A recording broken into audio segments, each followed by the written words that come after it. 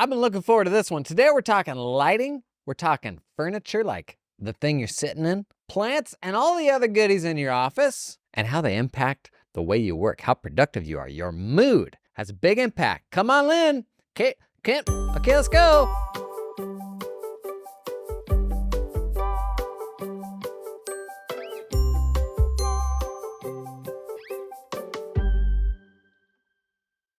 All right, up first, office chairs. A lot of people saying they're excited for this specifically. It's a hard thing for me to have super helpful input on. I can share my experience. Office seating in my experience is just so person to person, so personalized. Bodies are different, preferences are different, and it's hard to get to something that feels like kind of an ultimate answer. I can share some of my experience. I just use what most people would call gaming chairs now for primarily the reason that they are much more firm generally than the old style, just super plushy office chair. And I much prefer that firmness. There's a level of perkiness. It feels like you're sitting on something instead of sitting in something. And when I'm sitting all day long, I don't really want to like squish way down into a thing. So the chair I use is called Secret Lab Titan Evo. We could put a link to it in the show notes if you haven't already figured this out this week. Yes, it's a nice chair, okay? And it might be more than you're willing to spend on a chair. They have like a light version of this. But shouldn't we be investing in the thing that we're glued to 12 hours a day? I feel like there's a lot of those things in our life, like your mattress and your monitor, and eventually it's just every single thing is like, well, you spend 36 hours a day using this thing. But a chair is probably important, man, especially if you got back issues. One thing with this chair, it has a big size too. If you take a helpful tidbit out of here, be aware of what size person a chair is optimized for. Chairs are not going to adequately support people who are everywhere from 5 feet tall to 6'6". So I'm about 6'3", and this chair has like a large size. And so I've always been used to sitting in office chairs that just felt a little too small for me. And this one, if anything, is a little bit too big for me. But that's one of the things that made me like it, I think, is it didn't have, I don't know, some of the problems I've run into with other smaller chairs. So a few thoughts on seating here from Andrew Huberman's podcast. So Andrew Huberman is a neuroscientist from Stanford. He has a podcast called Huberman Lab. It was like top 10 global podcasts all last year. And he shares a lot of science-based think boy kind of stuff. When it comes to your furniture and your lighting and all of that, you're optimizing for alertness. So there are things that you can do that will get your body to a more alert state. Ultimately, your productivity is going to be a product of your level of alertness. When it comes to chairs, forward leaning enables alertness in general. Back slouching posture does not. It does the opposite. One thing I really like about this chair is it can get me into like a real kind of perky, supported kind of forward posture, like more so than I can get any of my cars to do, which is kind of annoying. Cars these days feel kind of optimized for being slouchy. This chair can get me forward. That promotes alertness. Interestingly, not so much chair related, a little bit chair related,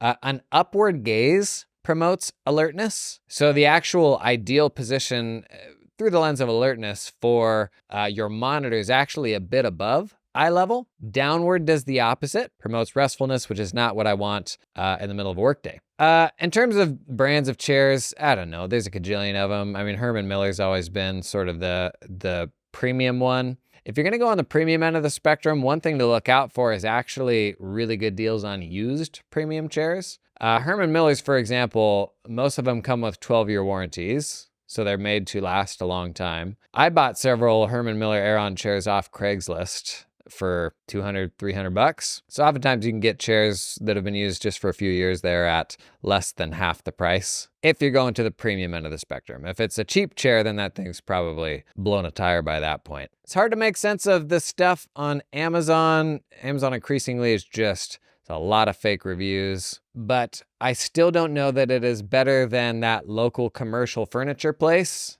where like the markups, I mean, I had clients who did that stuff and their markups were astronomical. I have a hard time believing that that place is ultimately going to be a better or more cost-effective solution. Where I think those are really valuable is like you got a big old building or new construction or something like that, and you just need a whole bunch of different things. Them coming in and doing a lot of that legwork for you if you're going in and buying a chair, I don't know that ultimately you're going to get like a better deal on a chair at a place like that. I mentioned warranties with Herman Miller. Keep an eye out for warranties. They matter not only for the eventuality that you may have to replace something, but also as a signal to the overall build quality of a chair. If the chair doesn't have any kind of warranty at all, to me, that's a signal that there may not be a high degree of trust, or that company may not be around to stay. A couple other traps I had jotted down.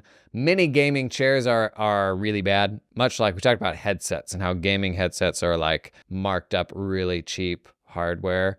Some gaming chairs, that is also the case. This is where roundups can be really helpful. I'll put a roundup from Wired down in the show notes. They're super helpful for cutting through the noise and not being able to tell one chair from the other.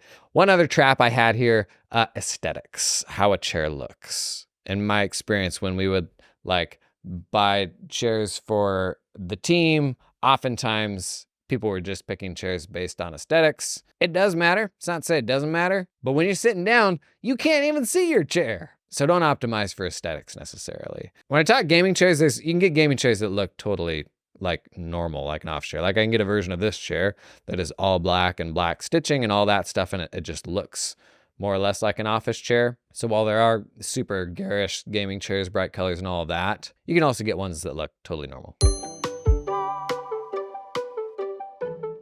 This episode is sponsored in part by Cloud Accountant Staffing. Y'all know I'm a big advocate of hiring offshore. One of the biggest changes I made in my firm, we transitioned a legacy firm from 100% onshore local hiring to 100% distributed US and then 100% distributed globally hiring. And honestly is the best thing we did. It virtually alleviated all of our hiring pains, completely changed how we thought about staffing projects and the type of work that we wanted to bring on. Because you know what? The folks we hired offshore, really freaking good. A lot of misconceptions around the type of people that you hire offshore because your enterprises will oftentimes use offshore folks for like menial work. Absolutely not the case. There are tens of thousands of people working for Big Four accounting firms, offshore outside the US. You can get folks that can do anything from tax to junior level stuff to super senior level stuff. But try to do that yourself, figure it all out yourself. That's gonna be hard, it's gonna be scary. Really good place to start, Cloud Accountant Staffing. They will hold your hand through that process. Their story is super simple. An accounting firm in the US hired a bunch of people in the Philippines, fell in love with them, but didn't fall in love with the fees they were having to pay to the staffing companies that were managing these employees. So they built their own solution, and now they're starting to pull other accountants in. I'd encourage you, a big tipping point for me was when I was like, I'm gonna stop being opinionated on this and just try to learn. And so I talked with other practitioners, I talked with some of the vendors that would like help you get into offshoring. That really opened things up for me. So if you've been on the fence, I'd encourage you to at least learn about it. And if you start heading down that path, consider Cloud Accountant Staffing. Today's episode, gang, it's sponsored in part by the fine folks at LiveFlow. Did you know LiveFlow has over 100 spreadsheet templates that anyone can just go out and swipe? These templates they've built out in Google Sheets for all sorts of things. I'm looking at it right now. We got a 4-week rolling cash flow forecast, a 13-week cash flow forecast, board reporting template, break-even analysis template, budget the actuals, consolidated AP dashboard, business KPI dashboard.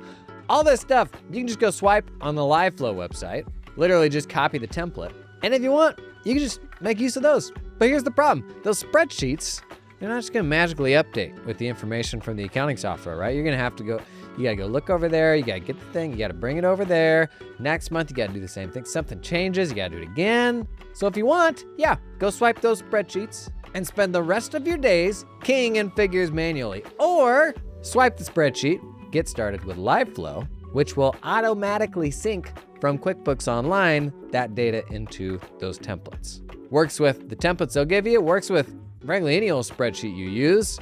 If you already got one that you love, you can make it smart by connecting it to QuickBooks. They've rolled out a bunch of stuff in the last year from budgeting. You can sync budgets in from QBO. Big thing they did a couple months back was launch consolidations. So you can roll up groupings in like a visual way, whether those different companies have the same chart of accounts or not. So if you're ready to make some big brain auto updating spreadsheets, or even if you just want to swipe some templates, get a taste of what it's all about, Check out Live Flow and the link in the show notes. Okay, lighting. This is probably the biggest thing we'll cover today. A lot of stuff from Huberman because lights impact our brain big time. So particularly early in the day, bright overhead lights like trigger your circadian rhythm and like get that body going, triggering alertness. And it's because we have receptors in the bottom of our eyes that pick up the overhead light that's coming from above to wake you up and get you as alert as you can be. So with this in mind, like overhead lighting in an office is totally fine. But a big thing here is most offices aren't bright enough. So OSHA actually says offices should be lit to around 500 lux. Factories and workshops, 750 lux. Andrew Huberman says, basically go as bright as you can go safely, especially early in the day. The brighter it is, the more it's going to drive alertness. Being mindful of stuff like, retina sensitivity, which is going to be different for different people. If you are worried about it being too bright,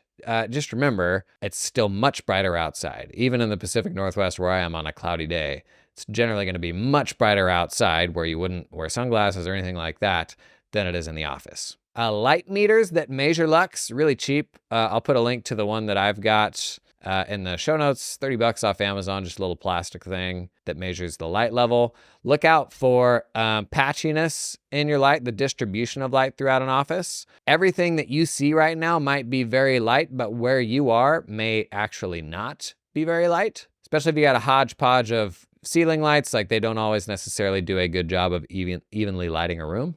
Put those blue blockers away. Absolutely no reason to have them early in the day, unless you are like predisposed to really have serious eye strain issues.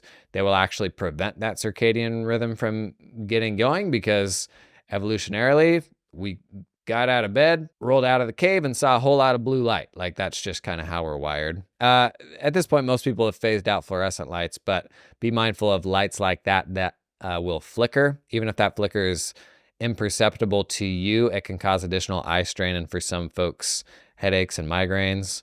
My mind always goes to the movie Joe versus the Volcano, where Tom Hanks is sitting down in his dark little office with like flickering fluorescent lights overhead, and he's just totally bugging out. That's such a good movie that holds up so well, Joe versus the Volcano. Tom Hanks, Meg Ryan. If you're looking for a fun date night movie, get it. Joe versus the Volcano. It's so good. Now, that's the right answer for throughout most of the day, but later in the day, ideally what you want is the light like positioning coming down throughout the day. So brightness coming down, but also the position of the light. So overhead lights late in the day can actually mess with your body's triggering of, serotonin and stuff like that makes you sleepy. Because historically, overhead lighting, that was, sun. So generally, you want lights coming lower if possible throughout later in the day, getting into mid to late afternoon and evening, and generally getting warmer if possible. So for example, that could look like overhead lights during the day.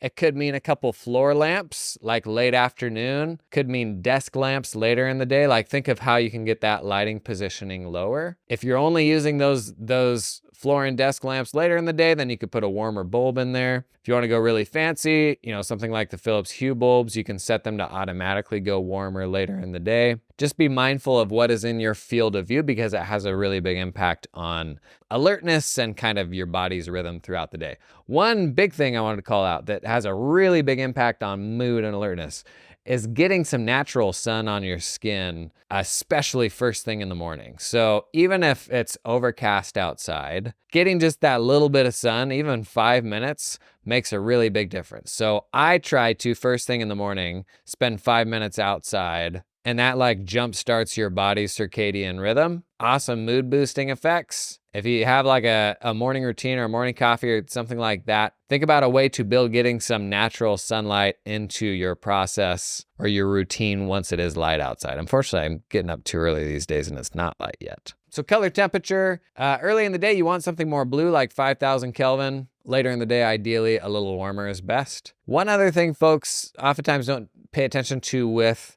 lights, because it can come at the cost of energy efficiency, is your light's CRI rating. So a CRI rating is a light's ability to reflect the true colors of an object. And so natural light, sunlight, has a CRI rating of 100. That's as good as it gets. But many, especially the early super energy efficient bulbs, have CRI ratings as low as 50 or 60.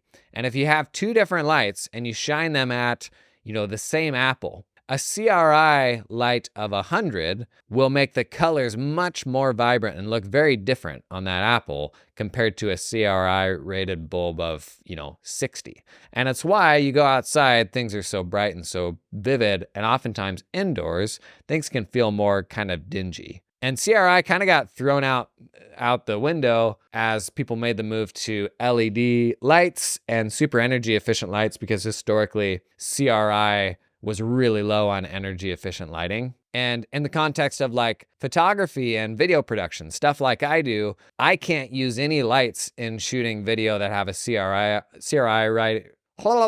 CRI rating under like 98. It has a really big impact on how colors pop and stuff like that in video. So anytime I'm shooting something, I have all low CRI lights turned off. This is one of the big drivers of like what makes professional lighting really expensive and stuff like that when you're on movie sets and that sort of thing. But it also impacts the lighting that you have in an office. So there's going to be some cost trade-offs there, but it also can super change the mood and the vibe in a room. And if the energy efficiency trade-off is you're burning another $100 a year to have, a much more brighter, colorful space to be in, that might be a trade-off worth making. Now, you can also hack all of this if you need to work late. So in a perfect world, like your body's into that rhythm and it's not changing day to day, but stuff happens, work happens, maybe you got to do a late night. You can also think of all of these variables and where light is in your vision and the temperature of light and all that stuff. You can also hack all of that stuff to extend a day if you got to go later. Just try not to make a habit of it. One other thought on lighting is control. So you can get bulbs with like built-in Wi-Fi where every single light bulb connects to Wi-Fi. Stuff like Philips Hue bulbs. Those lights generally come with a lot of flexibility on color temperature. You can even set up, schedules throughout the day. So the reality is putting this stuff on autopilot is probably the only way that it actually happens every day if you do go to this level of effort. But a great quality of life improvement for even just dumb old lights is a little Wi-Fi wall plug. So it's just a little brick that goes into a wall outlet, and that brick itself will connect to Wi-Fi, and you can set it to cut power and all that at certain times of the day. That's really nice. I've got a number of those around that are set on a schedule for things that are not otherwise smart. A couple quick things on plants. Real plants, great if you can keep them alive. CO2 levels in an office are a very real thing, and oftentimes at a higher level than is optimal for people's brains doing work. I'll put a link in the show notes to the CO2 monitor that I have in my office. They're cheaper ones. I got a little bit nicer one because some of the cheap ones have reviews about the ratings not being consistent or not correct. But a huge percentage of offices have CO2, basically part per million numbers that are too high. So for reference, if you pick up one of those things, if you have over 1,000 parts per million, most folks will begin to feel drowsiness. If you have over 2,000 parts per million, folks will generally get headaches and feel sleepy. Ideally, you want to get down like around, 500. And so it's been interesting watching this in different areas of our house. I'll put the monitor upstairs where both me and my wife and the kids are bumping around in the evening, and it can very quickly go from 500 to 1,200 in a period of a few hours when there's a bunch of people bumping around and in that not very small space, but in close proximity to each other. My office actually is pretty good. And it's because I basically work in a garage and it is very drafty, so I get a lot of natural air in here. But many office environments don't have good enough ventilation, and so those CO2 levels go up, and it is making your entire team be zombies. Like it actually has a really significant impact on your ability to focus and be productive. So again, I'll put a link to the CO2 monitor in the show notes. I assume plants help with that. I haven't actually tested that. Real plants, if you can keep them alive, totally a win. It's funny, I feel like 5 or 10 years ago, like people just started packing plants into every nook and cranny of fancy offices. I personally like it. I think part of it is the aesthetic that offices are so like angular, and I do like cool, modern-y kind of offices that are inherently very, a lot of straight lines and very angular, and plants serve to kind of break that up. Don't forget about your desk. We talked about desks being too big in terms of things to put on your desk. I personally like little desk plants, but it's also about like, how do I make the office a place that I would personally enjoy? So like, if you enjoy spending time in nature, bring naturey things into the office. If you enjoy fish, like get a little fish tank. Anything that can boost your mood or make that office feel like it is something that's yours,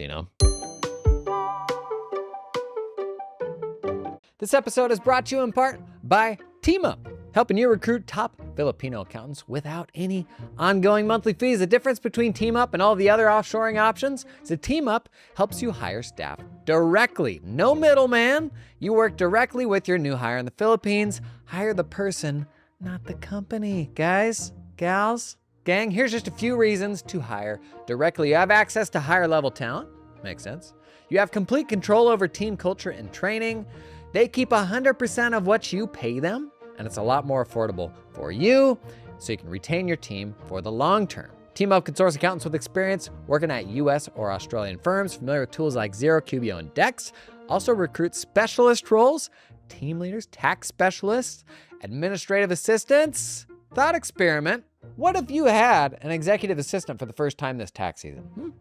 Just throwing it out there. What would they do? Start at that email video I did on the main channel recently. Get help with that stanky old inbox. I digress.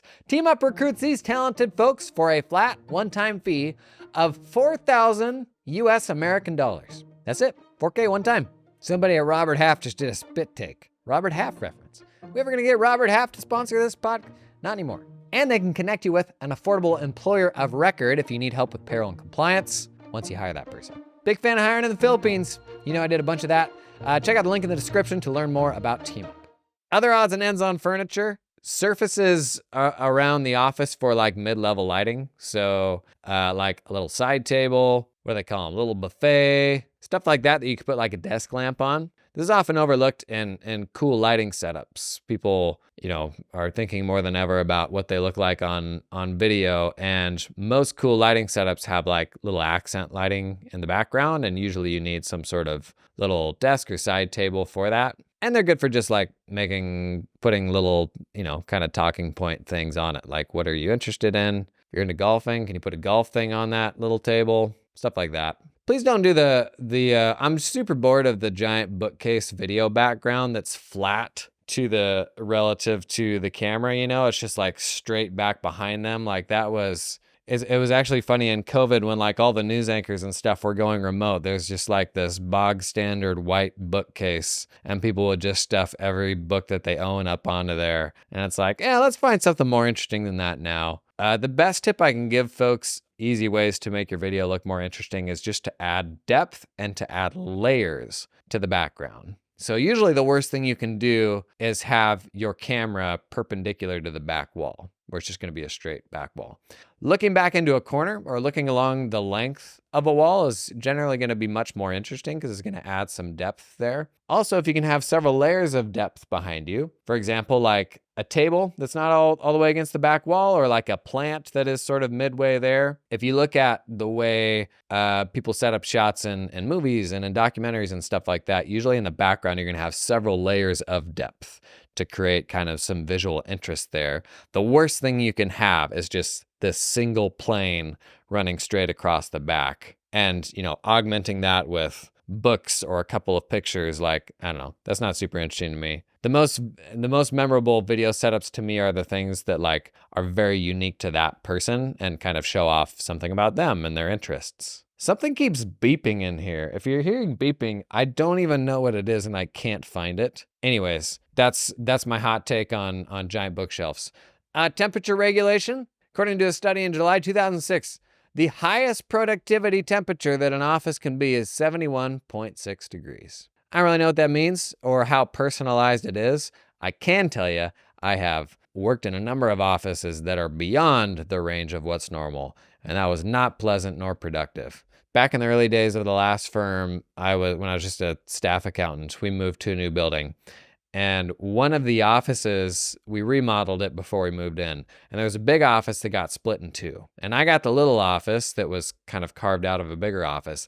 And it didn't have any sort of like return or heating or cooling or anything like that in that side, like in that space. And there was a floor to ceiling window there from the 80s in a really small space. The peak that it got to in that office was, I think it was 90.6 was the hottest day. And back then I'm wearing button-up shirts and like slacks every day. It was unpleasant. It was not pleasant. I was put there because, quote, I was the only one who wouldn't complain.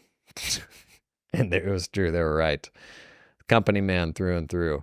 And then later on in the same building, I had an office downstairs that got freezing cold. It was like like I could see my breath at times. And somebody on the team bought me fingerless gloves because my hands would literally like start seizing up from typing all day, but it being so cold. Generally, they actually say 69 to 72 is like the best window, but I think there's probably some personalization there. Other seating in the office, always just make sure that your chair is higher than anybody else's chair. So if they come to sit across the desk from you, they're looking up to you. Let's not forget whose office this is after all. And then accent lighting. And I'm not talking about like streamer kitty RGB lighting, where you've just got like a EDM festival going on in the background. You're a sophisticated accountant. But accent lighting, I think, is like pretty cool, like warm lighting behind a bookshelf, or even as simple as a desk lamp on a table. It can add like a lot of kind of depth and visual interest to what is otherwise just kind of a flat, static room. I know most people these days are just like working in a sea of beige and just big old creamy flat walls with nothing on them unless you hang up a flat picture frame. And so how do you add kind of depth and texture? You may have noticed in some of my videos, oftentimes there's like a shaft of light like angled going across the background. That's actually like a studio spotlight sort of thing that creates very angular lights. Rather than having an object to fill the frame on that side, it's really easy for me to use a light to kind of fill the frame on that side and just create like this sort of angular different shade on the background. So lighting beyond functional lighting, I think that's interesting too, and something that you can set up on like timers and that sort of thing. Oh, one thing I didn't touch on that sort of kicked off last year was these sort of lights that sit on your monitor. So BenQ has one that I know is popular, but it's like, it almost sits on top of your monitor like a webcam would, and it shines the light down on your desk. Something to consider. What it's nice for is the light doesn't get in your eyes, but it brightens up the desk below you. So especially late in the day when you want your positioning of the lights coming lower, ideally, turning on that light that is above your monitor but illuminates your desk below you gives you some helpful functional light for later in the day without actually like blaring lights into your eyeballs. So it is good for that. What do you got? What did we miss? What's your favorite thing in your office? I would love to hear what that is. Is it your desk? Is it your monitor? Is it that little tchotchke that has some sort of personal significance for you? I love finding cool little things, like that little sticky cord holder thing. Heard from a bunch of people that they bought that. Sorry about that. It was $6, could be worse. If you got something you really like, drop it in the comments. This was a fun little series we did. You got any questions, drop those in the comments as well. We'll do a Q&A tomorrow. And thanks for coming and hanging this week.